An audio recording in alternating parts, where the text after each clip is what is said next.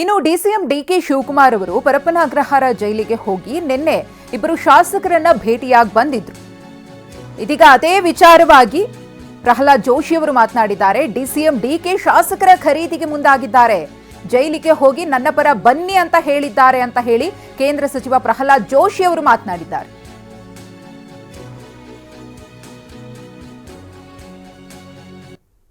ಎಂಎಲ್ಎಗಳನ್ನ ಪರಸ್ಪರ ಖರೀದಿಗೆ ಎಳೆದಿದ್ದಾರೆ. ಜೈಲಿಗೆ ಹೋಗಿ ಎಂಎಲ್ಎಗಳಿಗೆ ಮಾತಾಡಿಸಿ ಬಂದ ನನ್ನ ಕಡೆ ಬಾ ನಿನ್ನ ಕಡೆ ಬಾ ಅನ್ನೋದು ನಡೆದದು. ನಿನ್ನೆ ಜೈಲಿಗೆ ಹೋಗಿ ಬಟ್ಟೆ ಆಗೋದು. ಅದಕ್ಕೆ ಇಷ್ಟು ದಿವಸ ಯಾಕೆ ಬಟ್ಟೆಗಿಲ್ಲ?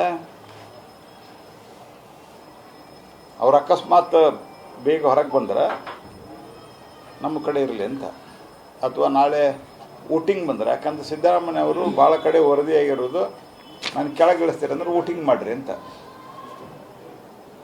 ಅದಕ್ಕೆ ಈಗ ವೋಟಿಂಗದಲ್ಲಿ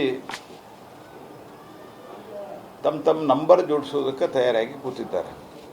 ಎಂಎಲ್ಎಗಳನ್ನು ಪರಸ್ಪರ ಖರೀದಿಗೆ ಎಳೆದಿದ್ದಾರೆ. ಜೈಲಿಗೆ ಹೋಗಿ ಎಂಎಲ್ಎಗಳಿಗೆ ಮಾತಾಡಿಸಿ ಬಂದ ನನ್ನ ಕಡೆ ಬಾ ನಿನ್ನ ಕಡೆ ಬಾ ಅನ್ನೋದು ನಡೆದದು. ನಿನ್ನೆ ಜೈಲಿಗೆ ಹೋಗಿ ಬಟ್ಟೆ ಆಗೋದು. ಅದಕ್ಕೆ ಇಷ್ಟು ದಿವಸ ಯಾಕೆ ಬಟ್ಟೆಗಿಲ್ಲ? ಅವ್ರು ಅಕಸ್ಮಾತ್ ಬೇಗ ಹೊರಗೆ ಬಂದ್ರೆ ನಮ್ಮ ಕಡೆ ಇರಲಿ ಅಂತ, ಅಥವಾ ನಾಳೆ ವೋಟಿಂಗ್ ಬಂದ್ರೆ, ಯಾಕಂದ್ರೆ ಸಿದ್ದರಾಮಯ್ಯ ಅವರು ಭಾಳ ಕಡೆ ವರದಿಯಾಗಿರೋದು ನಾನು ಕೆಳಗಿಳಿಸ್ತೀರಿ ಅಂದ್ರೆ ವೋಟಿಂಗ್ ಮಾಡಿರಿ ಅಂತ. ಅದಕ್ಕೆ ಈಗ ವೋಟಿಂಗದಲ್ಲಿ ತಮ್ಮ ನಂಬರ್ ಜೋಡಿಸೋದಕ್ಕೆ ತಯಾರಾಗಿ ಕೂತಿದ್ದಾರೆ. ಎಂಎಲ್ಎಗಳನ್ನು ಪರಸ್ಪರ ಖರೀದಿ. ಇದು ಕೇಂದ್ರ ಸಚಿವ ಪ್ರಹ್ಲಾದ್ ಜೋಶಿ ಅವರ ಮಾತು. ಡಿಸಿಎಂ ಡಿಕೆ ಶಿವಕುಮಾರ್ ಅವರ ಜೈಲು ಭೇಟಿಗೆ ಸಂಬಂಧಪಟ್ಟಂತೆ ಅವರು ಮಾತನಾಡಿರುವಂತಹ ರೀತಿ.